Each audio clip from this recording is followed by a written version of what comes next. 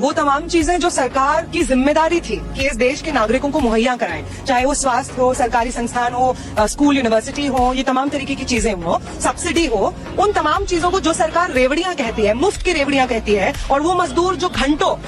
हमारे देश की सड़कों पर खड़े होकर के रोड डालता है, हमारे सरकारी संस्थानों की बिल्डिंगें खड़ी करता है, उन मजदूरों का इस देश की अर्थव्यवस्था में जो कंट्रीब्यूशन है उसको डिनाई करती है, एक तरीके से गाली देती है मुफ्त की रेवड़ियां कह करके, मुफ्तखोर कह करके। उन तमाम लोगों के मुंह पर एक और तमाचा सरकार मारती है जब इस तरीके के लेबर कोड वो पास करती है। हमारी एक लंबे समय से, ये लेबर कोड से पहले भी लंबे समय से डिमांड रही है कि जो न्यूनतम मजदूरी है उसका कॉन्सेप्ट है वो सिर्फ एक कॉन्सेप्ट बन के रह गया है। हम देखते हैं कि कितने सारे राज्यों में वो चीज इंप्लीमेंट नहीं हो पाती है, लेकिन आज जब ये लेबर कोड आते हैं तो हम देखते हैं जो बेसिक कम्युनिटीज है, जो एक समय पे मुहैया थी और जिससे एक कदम आगे बढ़ करके हमारी मांगे होती थी, आज उससे भी एक कदम पीछे ले लिया गया है। चाहे वो यूनियनाइज करने का अधिकार हो, चाहे वो काम के घंटे बढ़ाने की बात हो, चाहे वो न्यूनतम मजदूरी को पीछे खींचने की बात हो, चाहे वो तमाम वर्कर्स को जो निहित बेनिफिट्स इंश्योर्ड है उसकी बात हो, ये तमाम चीजें इस वक्त आज पीछे गई हैं। और इस वजह से भी सरकार, हम देखते हैं कि सरकार के दोनों नैरेटिव्स मैच होते हैं। उनके इलेक्शंस के समय पे जो स्पीचेस हैं जिसमें वो मुफ्तखोर कहते हैं इस देश की जनता को, आम गरीब लोगों को, और उनका आज ये लेबर कोड्स को ले आना और जो भी मजदूर आंदोलन इस वक्त चल रहा है उन पे हेवी क्रैकडाउन है, ये दोनों चीजें एक दूसरे के पैरेलल चल रही हैं।